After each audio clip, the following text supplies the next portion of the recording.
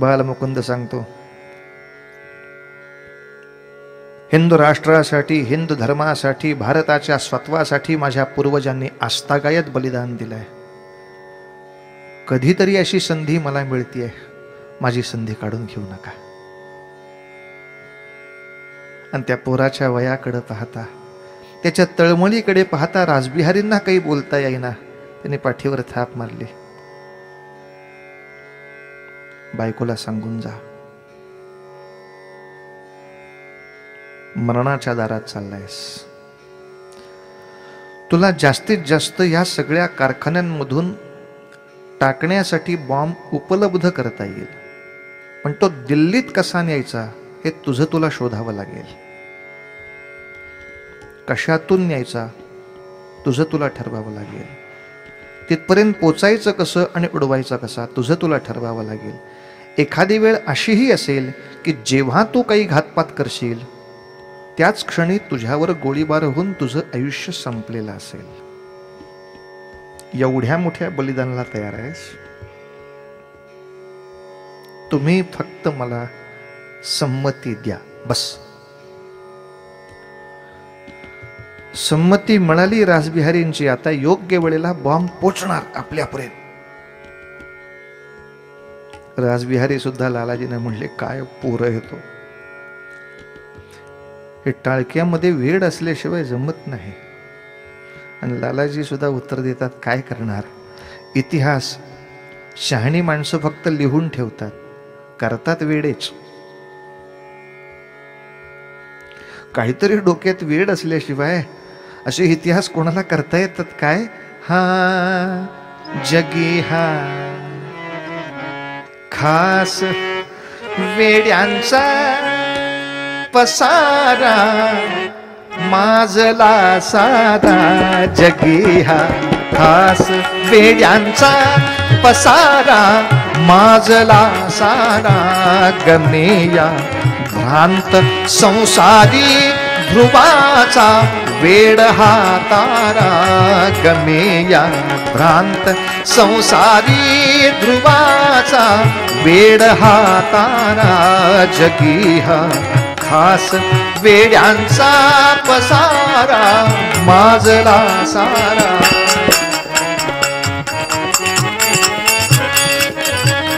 हे नाट्यपद आहे बरं, कीर्तनातलं नाही. विदर्भाचेच उत्तम नाटककार अमरावतीचे वीर वामनराव जोशी, त्यांच्या रणदुंदुभी नाटकामधलं, ज्याच्यामधल्या नायिकेची भूमिका मास्टर दीनानाथ मंगेशकरांनी केली होती. 700-800 प्रयोग केले होते जोशींच्या नाटकाचे. त्यातलं हे पद आहे. हे रेकॉर्ड दीनानाथांच्या आवाजात सुद्धा उपलब्ध आहे.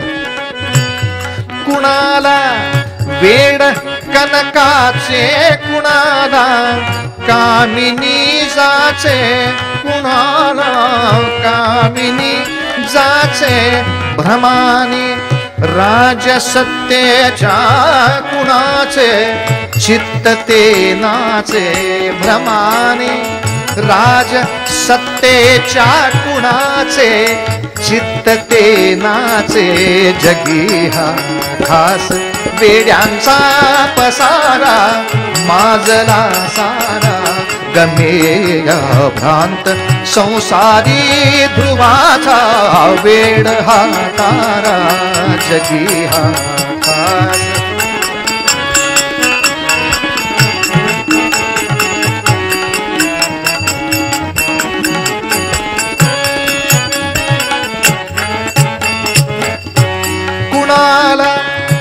देव बहकावी, कुणाला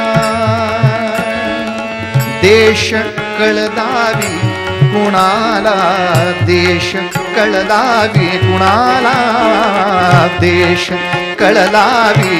कुणाची नजर धर्माच्या नशेने धुंदली भारी. जगी हा खास वेड्यांचा पसारा, माजला सारा.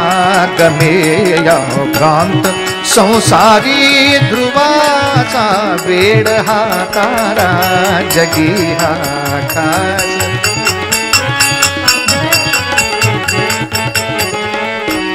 अशा या विविध रंगाच्या पिशांच्या लहर बहरीनी अशा या विविध रंगाच्या पिशांच्या लहर बहरीनी दुरंगी दीन दुनियेची जवानी रंगली सारी जगी हा खास वेड्यांचा पसारा माजला सारा गमेया भ्रांत संसारी ध्रुवाचा वेड हा तारा जगी हा खास वेड्यांचा पसारा माजला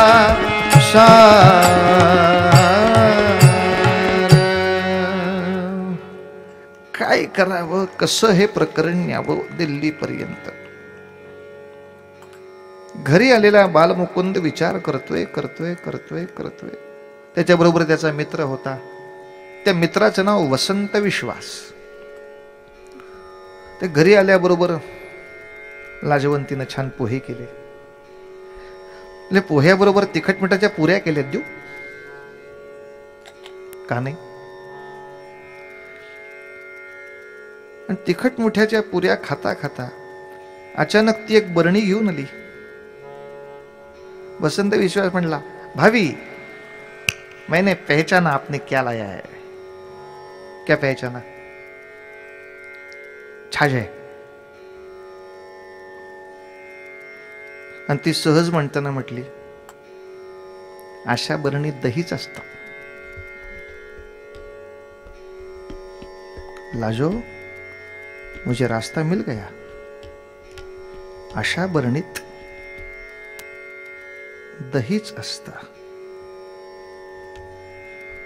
पुरी बरोबर खाण्यासाठी दह्याची बरणी घेता येते. वसंत, बरच दही लागणार रे आपल्याला आता. पण तिला आधीच कळेना हे काय प्रकरण चाललंय दोघांचं. आप क्या बोल रहे हो, का जाना है आपको. हाँ थोड़ी दूर जाना है, बहुत सारी पूरी लगेगी, बहुत दही लगेगा. लाजो दही बाद में करेंगे, 3-4 बरनिया लेके आ जाना.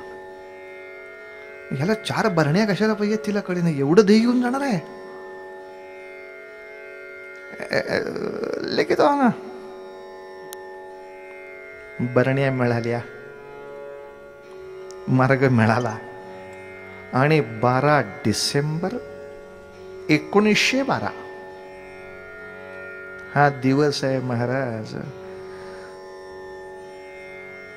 आगगाडीतून छुक छुक छुक छुक छुक छुक छुक छुक करत कशी बशी आगगाडी पोचली दिल्लीच्या स्टेशनला. तो लॉर्ड हार्डिंग्स उतरला. त्याच्या डोक्यात होतं, पंचम जॉर्जने आपल्याला इथं लॉर्ड जाहीर केलंय.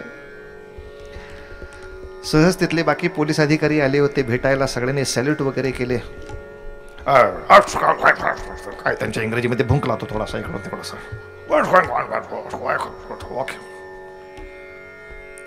आणि इतक्यात एका इन्स्पेक्टरने कानात सांगितलं, लॉर्ड, आपण बंगालची फाळणी केल्यामुळे बरेच लोक चिडलेले आहेत. ओके, वो तो बात पुरानी हो गई है, कब की बात हो गई. नाही, तुम्ही विसराल, ते नाही विसरले अजून. एक घर तोडून झाल्यावर दरोडेखोर दुसऱ्या घराकडे जातो तेव्हा दरोडेखोर विसरतो मी घर तोडलंय म्हणून. पण त्या घरातली माणसं कशी विसरतील माझं घर तोडलंय हे. ते दॅट्स अ प्रॉब्लेम. नाही, आम्ही बंदोबस्त कडेकोट ठेवलाय. अगदी कोणाची तरी ओळखपत्र असल्याशिवाय दिल्लीमध्ये प्रवेश सुद्धा दिलेला नाही कोणालाही. पण माहित नाही त्यातून काही झालं तर. सगळा आनंदच संपला त्या लॉर्डचा. आता म्हणजे सगळ्या बाजूनी बंदुका लावताना मध्ये कसं सशाचं पिल्लू चालतं तसं मेलं चालायला लागले ते. तुम्हीच सांगताय, काही कल्पना नाही काय झालं तर. नहीं, वैसे आप चिंता मत कीजिए, आप हाथी पर बैठेंगे. खड्ड्यात गेला तुझा हाती आता. आधीच घाबरवला होता त्याला. आप हाथी पर बैठेंगे, आपको कुछ नहीं होगा. वो अंबारी होगी ना, वो बड़ी है, बड़ी अंबारी है, दोनों तरफ बॉडीगार्ड्स होंगे, अंबारी के दोनों तरफ बॉडीगार्ड्स. आगे वो चलाने वाला होगा, हाथी चलाने वाला. अंबारी के पीछे भी एक बॉडीगार्ड होगा. आप चिंता मत करो.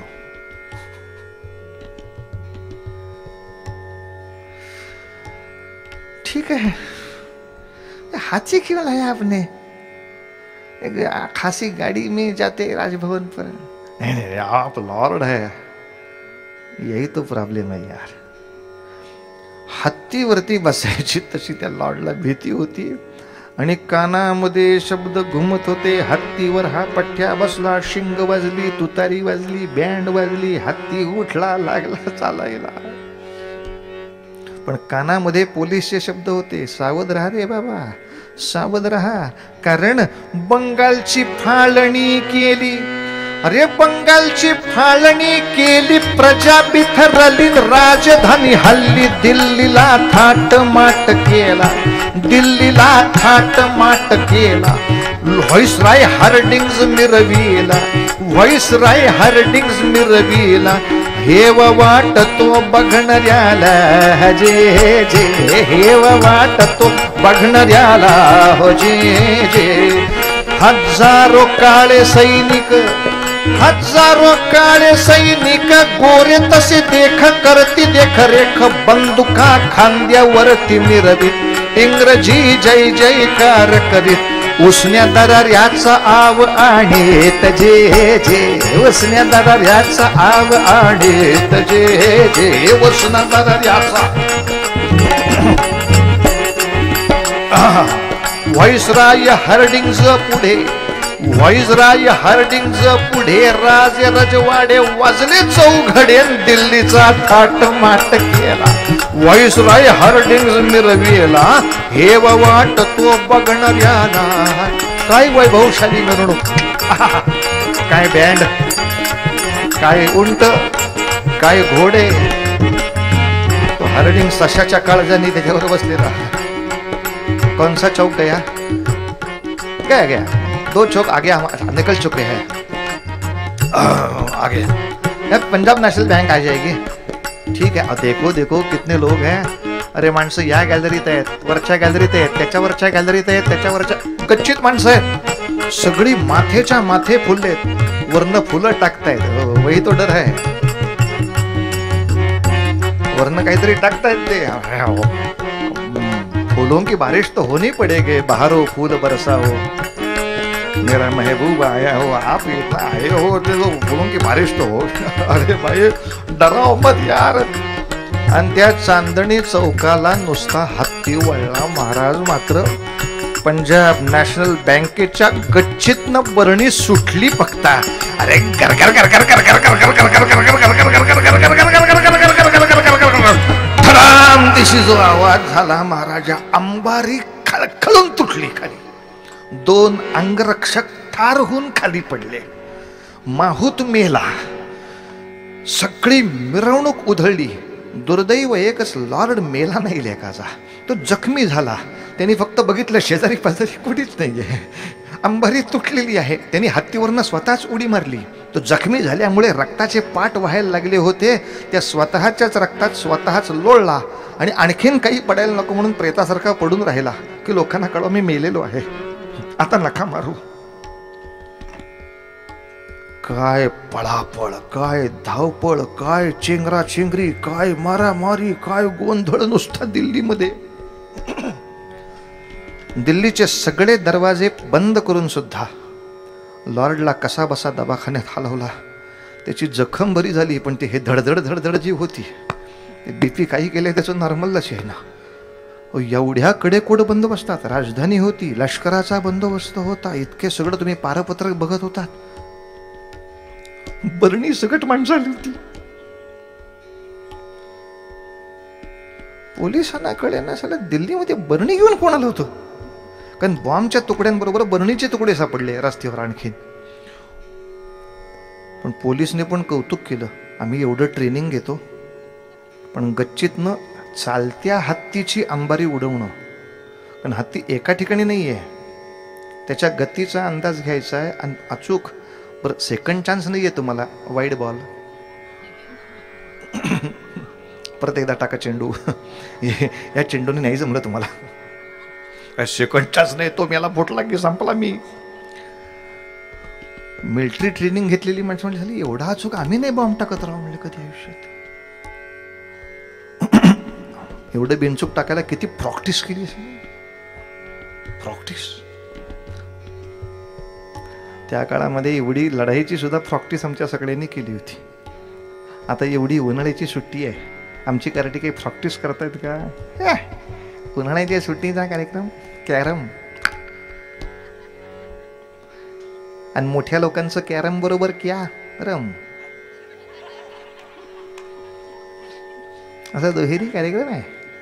एवढी शिबिरं चांगली चालली आहेत नागपुरात. आता आपल्या राम मंदिरामध्ये एक सुंदर शिबिर चालू आहे, आज त्याचं उद्घाटन झालं. आता दर रविवारी मी काल जो विषय बोललो तोच विषय आहे तिथे, की पूजा कशी करायची ते पुढच्या मुलांना माहीत नाही. मुलांना काय, आई वडिलांना कित्येकांना माहीत नाही आहे. आता व्रतवैकल्य का करायची, कशी करायची, त्याच्या मागे वैज्ञानिक कारण काय असतं, आचमन म्हणजे क्रिया कशी केली जाते, त्याचं प्रात्यक्षिक आपल्याकडनं शिकवून ते करून घेणार. बरं, याला जातीचं बंधन नाही, कारण पूजा काय फक्त ब्राह्मणच करत नाहीत. प्रत्येक जातीचा माणूस आपापल्या घरामध्ये देवाची, देवाऱ्याची, सत्यनारायणाची पूजा करतच असतो. दसरा करतो, नवरात्र करतो, संक्रांत करतो. त्या व्रताच्या दिवशी, त्या सणाच्या दिवशी कुठली पत्री वापरावी, काय तऱ्हेनं करावं, त्याच्या मागे तुझं आरोग्याचं कसं कारण आहे, परमार्थाचं कारण, किती गोष्टी माहीत नाही तो. आता त्याच्यामध्ये आपल्याला लक्ष द्यायला वेळ होत नाही. अनायासे गायत्री परिवार, संघ परिवार सगळ्यांनी म्हणून आता ते रविवारचं शिबिर सुरू केले. मुलांना नाही, आई वडिलांनी तरी लाभ घ्यावा. मलाच आधी एकदा कळू दे हे काय करतात नक्की. नाही तर पोटात पाणी घ्या म्हटल्यानंतर आमच्याकडे पुण्यात सुद्धा बऱ्याचशा लोकांनी पाण्याच्या भांड्यात बोटं बुडवून पोटाला लावले. अरे म्हणलं, असं नाही पोटात पाणी घेत माणसा, हे कुठली पद्धत काढली शोधून पोटाला पाणी घेऊन. म्हणजे इथून पाणी घ्यायचे दिवस संपले आता आपले, आपण आलो जन्माला. याच्यानंतर बोलायची सोय नाही, आचमन माहीत नाही त्याला, पळी भांड माहीत नाही, पळीच माहीत नाही त्याला. तो म्हणलं चमचा चालेल का ह्याच्या, चमचा कसा चालेल मूर्ख म्हणता. नशी बाटली घेऊन नाही बसत काय, तांब्याच कशाला पाहिजे, पाण्याची बाटली टिवे नाही ते. ते का असतं, कशासाठी असतं. फार सुंदर शिबिर आहे. मग आईवडिलांसाठी पूजा अर्चा आपल्या धार्मिक उत्सवाचा आहे. आणि आता सुट्टीमध्ये असेल ना आपल्याकडे, मिलिटरी ट्रेनिंगचं असेल, प्रहारचं शिबिर असेल, काहीतरी फायटिंग बिटिंगचं पोरांचं असेल, तिथं पाठवलं. आमचा बंडू सुद्धा किक बॉक्सिंग खेळतो. हो, दिसत तर नाही तब्येतीनं, कसं दिसेल, कॉम्प्युटरवर खेळतो. पांडुरंग हरी वासुदेव हरी. काय त्या कॉम्प्युटरवर त्या किक बॉक्सिंगचा उपयोग आहे तुझ्या? लेका मैदानात जाई 10 फेऱ्या मारत नाही, किमान शत्रू अंगावर आल्यावर सुरक्षित पळून जाता येईल इतकी पळायचीही अंगात ताकद नाही राहिली. काय करायचं मला, हे काय ट्रेनिंग आहे पठ्याचं. आणि मग दश दिशा चालला शोध, परी कोणीही गवसेना. दश दिशा चालला शोध, परी कोणीही गवसेना. तो हिरण्यकश्यपु कंस, नारायण हरी उमगेना. तो हिरण्यकश्यपु कंस, नारायण हरी उमगेना. भेटेल जो जो तरुण, आणती तयासी धरून. त्याचाही छळमग करून, CID वानर सेना. परी कोणीही गवसेना. दश दिशा चालला शोध. कल्पना करा, बॉम्बचे तुकडे मिळून सुद्धा 1 वर्ष कशाचाच शोध लागला नाही. कोणीच सापडेना. कोणी केलं असेल हे कृत्य, कोणी केलं असेल.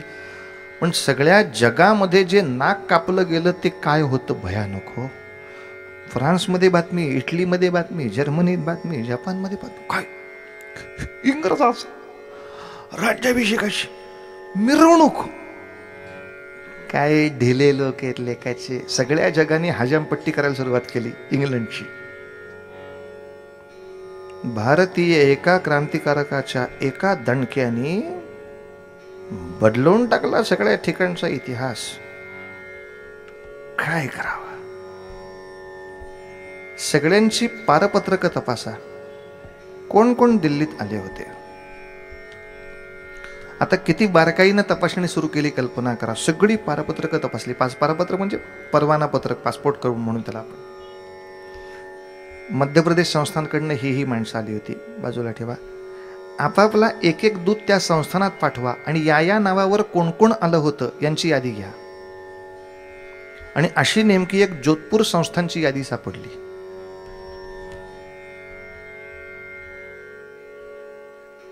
जोधपूर संस्थांमध्ये हे येणार, हे येणार, हे येणार. किती परिपत्रकं दिली होती? एवढी. जोधपूरच्या महाराजांपर्यंत बातमी गेली, ही सगळी माणसं आम्हाला बघायची आहेत, कोण कोण आहेत तुम्ही आलेले, कारण भयंकर दिल्लीमध्ये प्रकरण झालंय. जोधपूरच्या महाराजांनी यादी बघितली.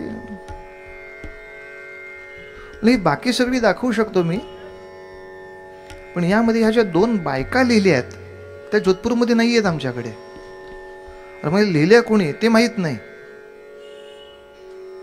2 बायका? हो म्हणले, इथे यादीमध्ये मला माहीत नसलेली 2 नावं जी कुठली असतील ते ही 2 बायकांची आहेत. त्यांच्या नावे परवाना दिला गेलेला आहे. मग दिल्लीमध्ये लॉर्ड विचारतोय सगळ्या पोलिसांना, कोणी संशयित बायका होत्या का? पंजाब नॅशनल बँकेमध्ये कोण स्त्रिया आल्या? तेव्हा त्या पोलिसच्या डोक्यात ट्यूब पेटली. मैं पहचानता हूं उन लड़कियों को, मैं पहचानता हूं. 2 लड़कियां थी, एक शादीशुदा थी, एक बिन शादी की थी. एक शादीशुदा थी और एक बिना शादी की थी.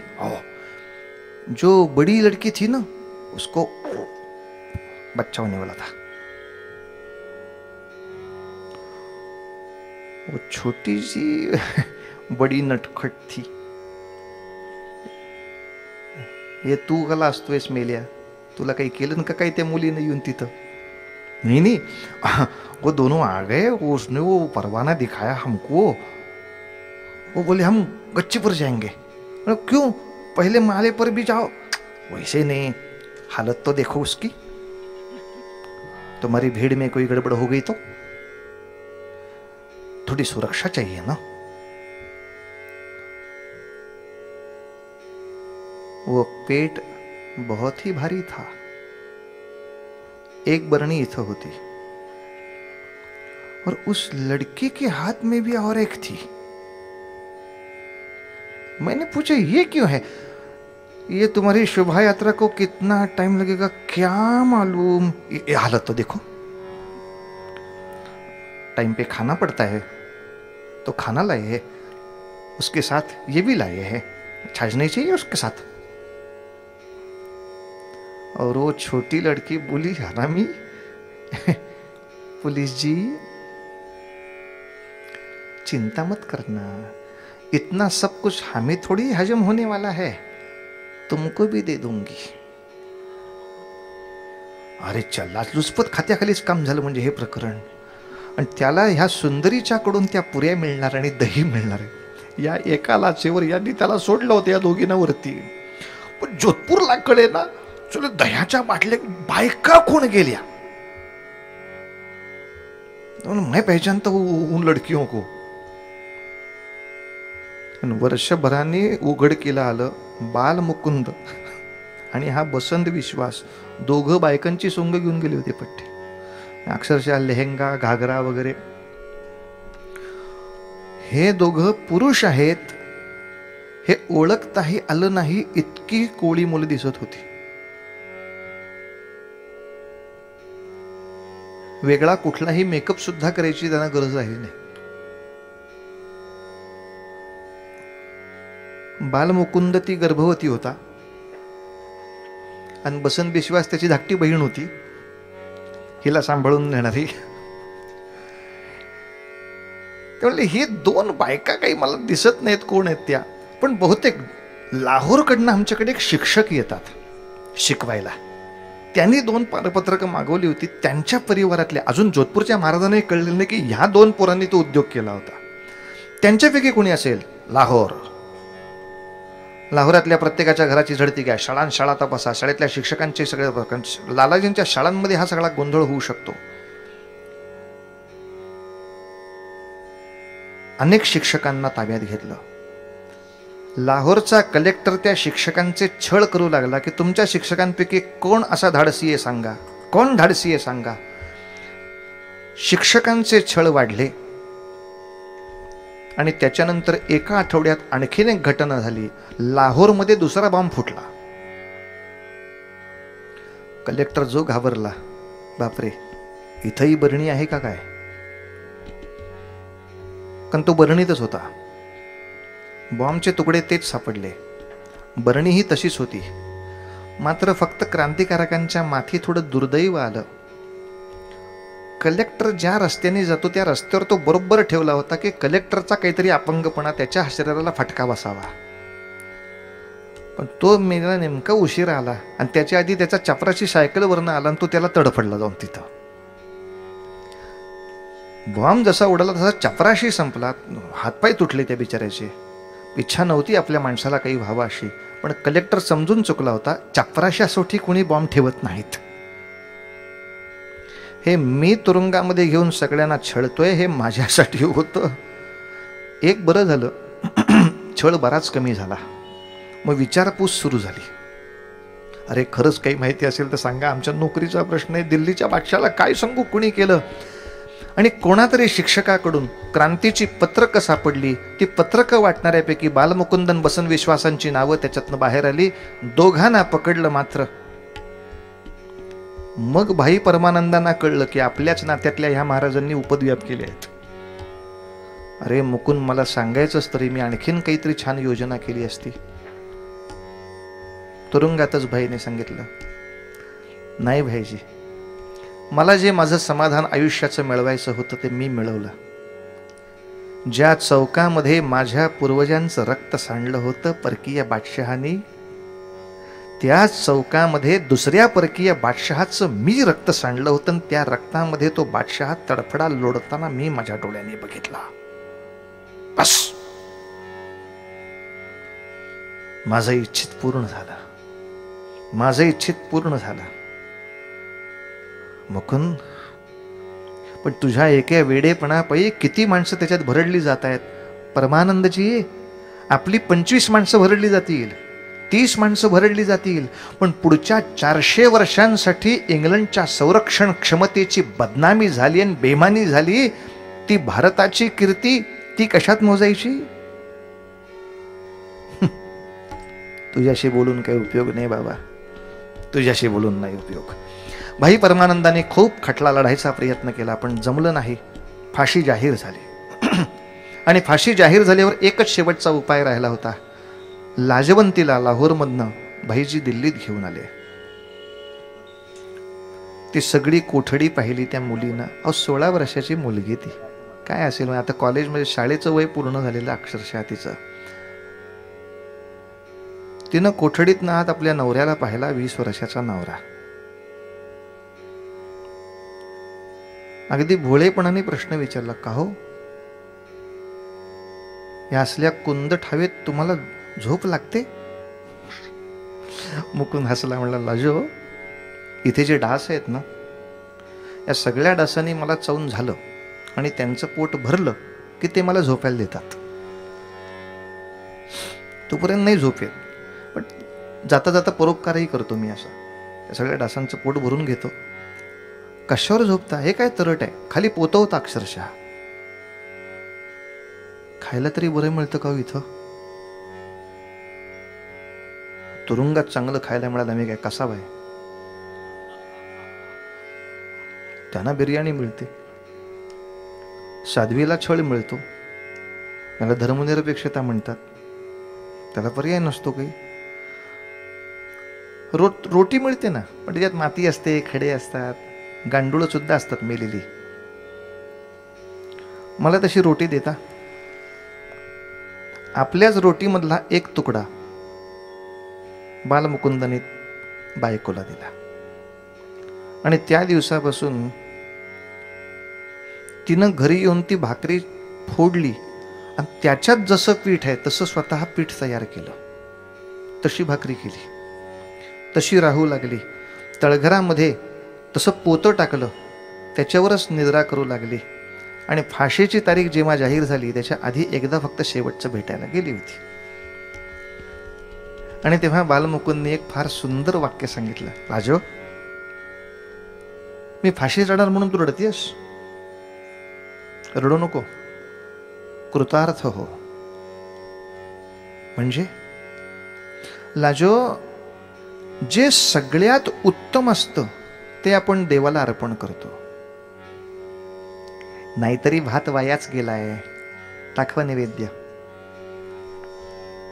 वाया गेला असेल तर आपण ते बाजूला करतो. जास्तीत जास्त चांगला स्वयंपाक असेल त्याचं नैवेद्य करायचं. तांदूळाला भूकच पडली आहे, घ्या अक्षता. अक्षत या शब्दाचाच अर्थ ज्याला क्षत म्हणजे काही क्षती पोचलेली नाही इतका संपूर्ण. देवासाठी जे करायचं ते अत्याधिक चांगलं पाहिजे, अत्याधिक चांगलं पाहिजे. लाजो, तुला असं नाही वाटत की आपला सगळ्यात चांगला असलेला संसार आपण देवाला वाहिला? याच्या पुढचं तुझं माझं सहजीवन किती चांगलं होतं मला सांग. कोणालाही हेवा वाटेल इतकं चांगलं होतं. मग ते सगळ्यात चांगलं होतं ते दिलं आपण आपल्या देशाचं नाव टिकावं म्हणून.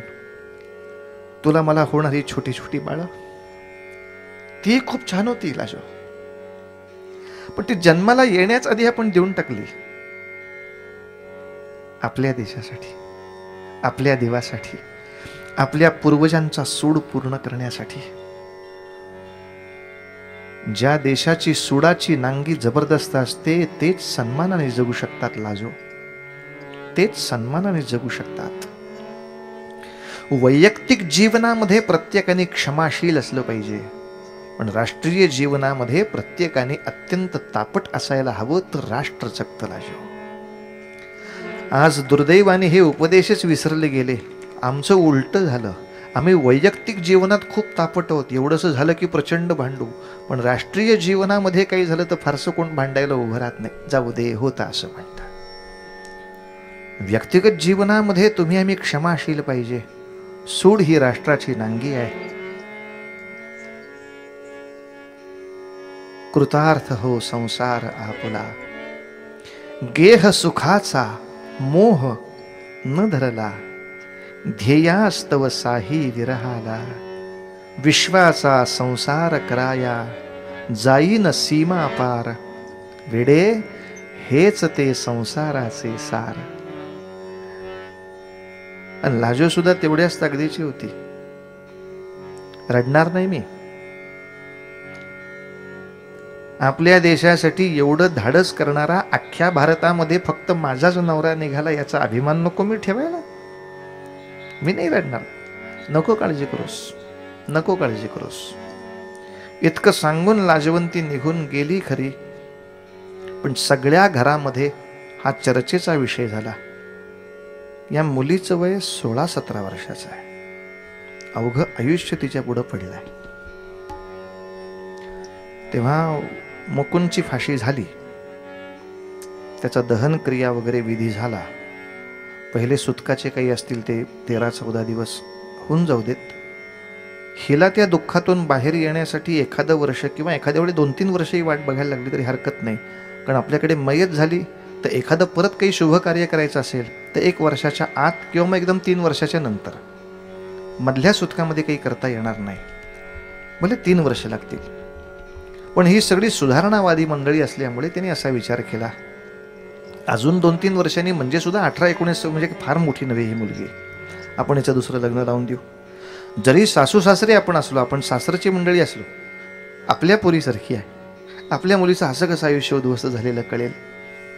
घरामध्ये ही चर्चा चाललेली तिच्या कानावर येत होती. बरं तळघरात असायची पडत. लाजो असं एकदम डोक्याला लावून नाही घ्यायचं लाजवंती. का अगं तुमचा संसार झालाच आहे कुठे मला सांग.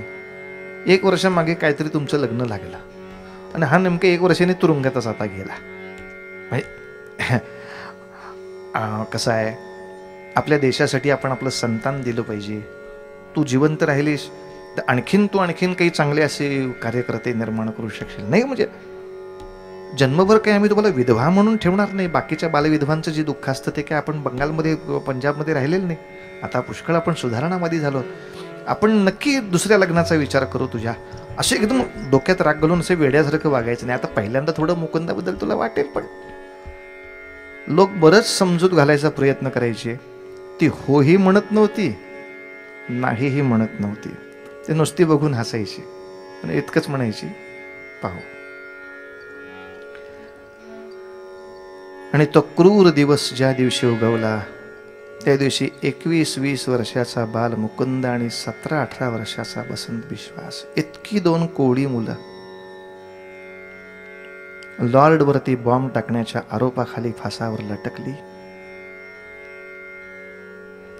बसंत विश्वासच्या वडिलांना कल्पना नव्हती आपल्या मुलांनी काय केलं ह्याची. दिल्लीला जाण्यापूर्वी या दोघांनी मुद्दाम आमचा एकत्र फोटो काढला होता. पूर्वी काही विशेष समारंभ असेल तरच माणसं फोटो काढायची.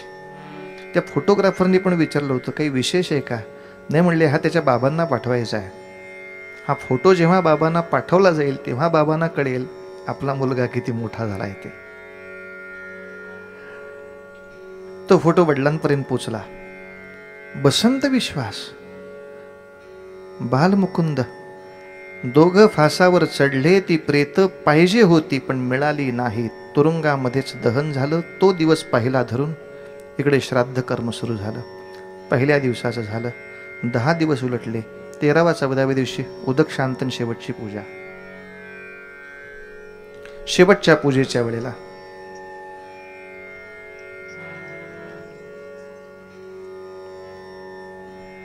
पिंडदान पूर्ण. आणि हिला खालनं बोलवून आणलं की शेवटची पूजा करायची आपली. हां, मुकुंदची तसबिरे ठेवली तिथे. ह्या पठ्ठीनं 13 दिवसात डोळ्यातनं अश्रू नावाची वस्तू काढलेली नाही. माणसं सारखी घाबरायची. ती या प्रकरणामुळेच घाबरायची की ती रडून मोकळी झाली तरी एक वेळ बरं होईल. तिनं सगळं जे होतं ते दुःख इथं ठेवून दिलं होतं. तितक्याच थंड चेहऱ्याने ती वरती आली. गेल्या अनेक दिवसामध्ये ती माती घातलेली भाकरी खात असे, चटईवर झोपत असे, त्यामुळे देह कृश होऊन गेला होता. ती चौरंगापाशी आली, गुडघे टेकून खाली बसली. फूल वाहिलं बालमुकुंदाच्या त्या पिंडावरती, नमस्कार केला आणि तिथे त्याला ती बोलायला लागली, मुकुंद, तुझ्या सगळ्या घरच्या लोकांना काळजी वाटतेय, मी रडत का नाही याची. त्याला मी काय उत्तर देऊ? मी तुला वचन दिलंय, नाही रडणार मी तुझ्या जाण्यावरती. आणि हे सगळे घरचे लोक मागे लागलेत 1 वर्षभराने माझं दुसरं लग्न करण्यासाठी किंवा 3 वर्षांनी माझं दुसरं लग्न करण्यासाठी. पण मुकुंद, तुझ्याबरोबर संसार केल्यानंतर आणखीन कोणाचा संसार करायची इच्छा राहते का रे? आता तू पुढल्या जन्माला गेला असशील, निघणार असशील. मला खात्री आहे पुढल्याही जन्मामध्ये तू हेच देशकार्य करशील. पण या देशकार्यासाठी तू जात असताना तुला तितक्याच आनंदाने मदत करणाऱ्या माझी गरज लागेल ना रे.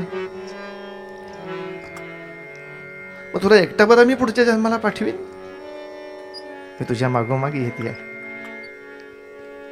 सगळे म्हणतात काय वेडेपणा चाललाय बाई, कशाला असं करतेस? हा चिनी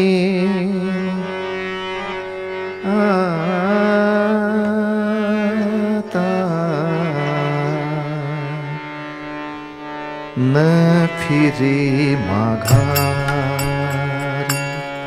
हाची नेम आता न फिरे माघारी, हाची नेम आता न फिरे माघारी. बैसले शेजारी गोविंदाचे,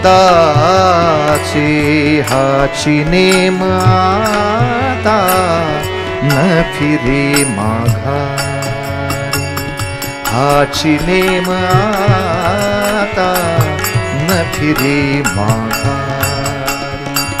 हाची नेम आता न फिरे माघारी.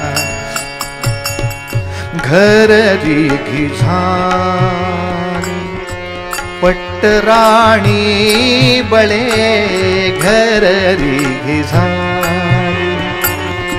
पट्टराणी बळे घर दिगी झाले, पट्टराणी बळे वरिले साबळे, वरिले साबळे परब्रह्म हाची नेम आता न फिरी माघारी, हाची नेम आता न फिरी माघारी, हाची नेम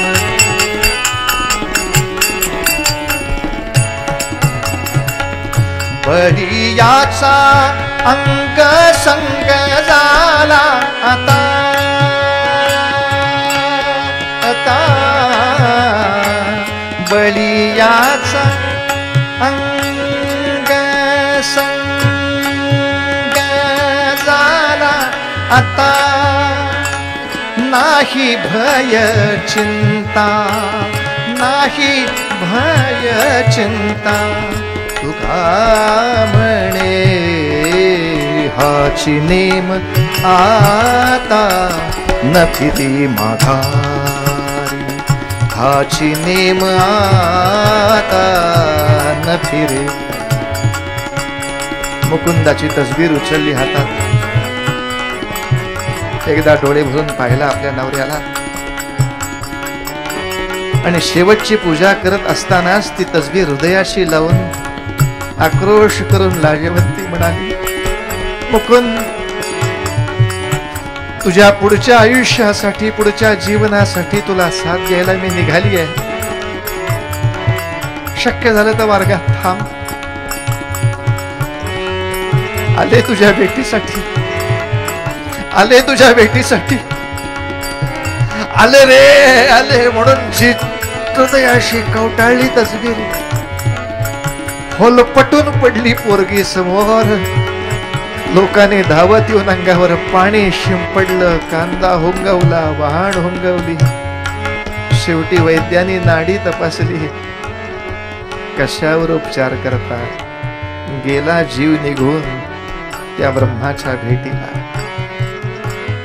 अनेक क्रांतिवीरांनी या भारत मातेच्या चरणावरती आपल्या जीवनाची पुष्प पाहिली, पण इतक्या कोवळ्या वयाचं बेलबदल क्वचित कधीतरी पाहायला मिळालं असेल. ज्या बेलाच्या पानातलं एक पान 17 वर्षाचं, एक पान 16 वर्षाचं, एक पान 20 वर्षाचं फक्त होतं. भले त्यांच्या जीवनामध्ये त्यांना 80 वर्षाचं आयुष्य नाही मिळालं, खूप प्रसंग नाही करता आले, पण आपल्या आयुष्यामध्ये एक असा देशाचा प्रसंग सेवा करून गेले, ज्या सेवेने भारताचं नाव सर्व जगामध्ये उज्ज्वल झालं. पण ती माणसं बिचारी अपरिचित राहिली. यासाठी या 5 दिवसाचा आपण उत्सव असा घेतला होता. अपरिचितांच्या कथा ऐकू, त्यांच्याही त्यागाला वंदन करू. कारण अनेक वेळेला सावरकरांच्या हौतात्म्याला आपण वंदन करतो, पण सावरकरांच्या बरोबरीनं जिनं विरह सहन केला त्या पत्नीकडे लक्ष जात नाही. लक्ष्मणाचा वनवास आपण बघतो, पण उर्मिलेनं सुद्धा राजमहालात राहून किती विजनवास सोसला.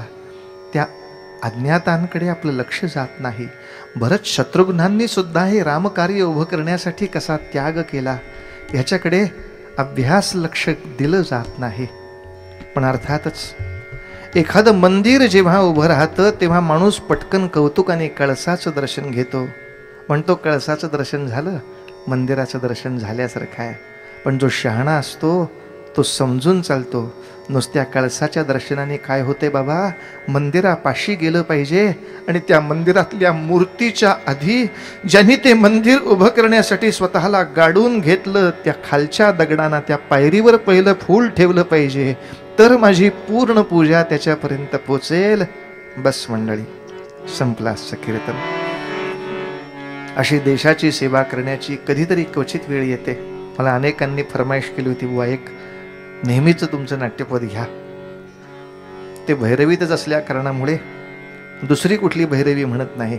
फार सुंदर भैरवी आहे. देशाच्या सेवेची सुवर्ण संधी तुमच्या आमच्या नशिबी अनेक जन्माच्या पुण्याईनं मिळते.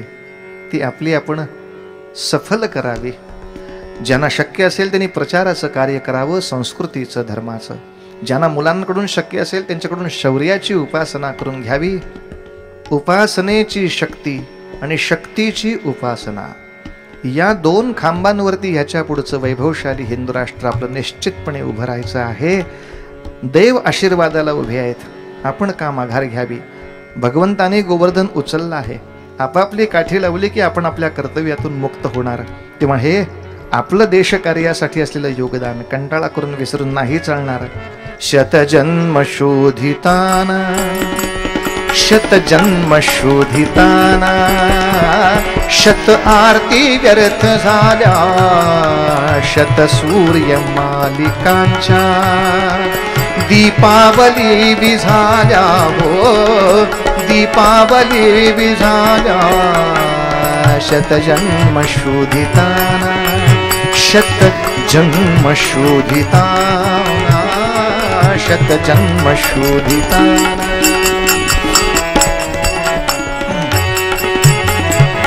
तेव्हा पडे प्रियासी क्षण एक आज गाठी.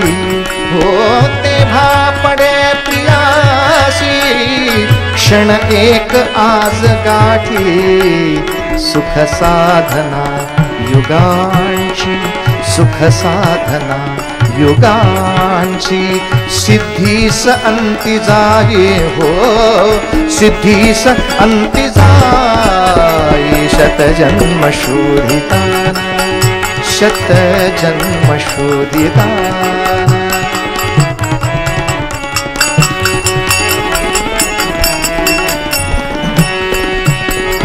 हा हा यजोन जाई, हा हा यजोन जाई.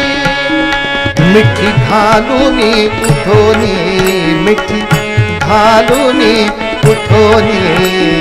क्षण तो क्षणात गेला, क्षण तो क्षणात गेला. सखी हातचा सुटोनी गेला क्षण, हातचा सुटोनी गेला क्षण, हातचा सुटोनी. शतजन्म शोधिताना शतजन्म शोधिताना शत आरती व्यर्थ झाल्या, शत सूर्य मालिकांच्या दीपावली विझाल्या. विझाल्या विझाल्या विझाल्या विझाल्या. शतजन्म शोधिताना शतजन्म शोधिताना शोधिताना शोधिताना.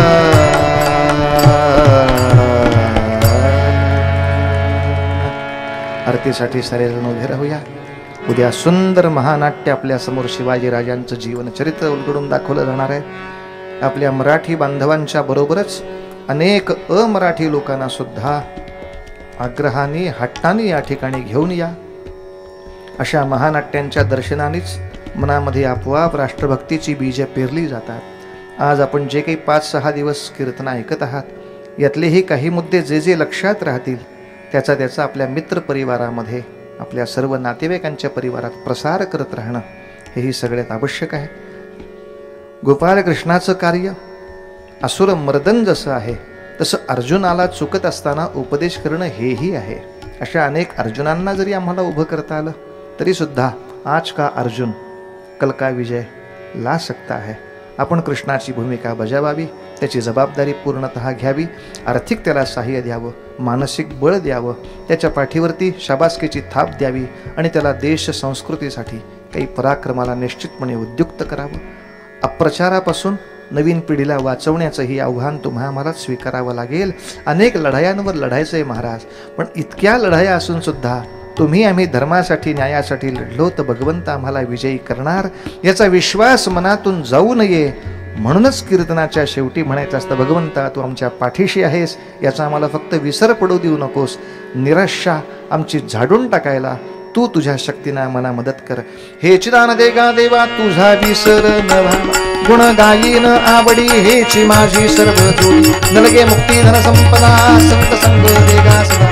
तुका म्हणे गर्भवासी सुखे घालावे आमासे सत्राणे उड्डाण हुंकार वदनी करडळमळ भूमंडळ सिंधू जल गगने कडाडले ब्रह्मांड धाके त्रिभुवने स्वरवर नर निशाचर झाल्या त्या पळणी जय देव जय देव जय जय हनुमंता तुमचे निप्रसादे नभे कृतांता जय देव जय दुम दुमली पाताळी उठला प्रतिशब्द थरथरला धरणी धर्मानीला खेद कडाडले पर्वत उद्गण उच्छेद रामी रामदासा शक्तीचा शोध जय देव जय देव जय जय हनुमंता तुमचे निप्रसादे नभे कृतांता प्रदक्षिणा घालीन लोटांगण बंदीन चरण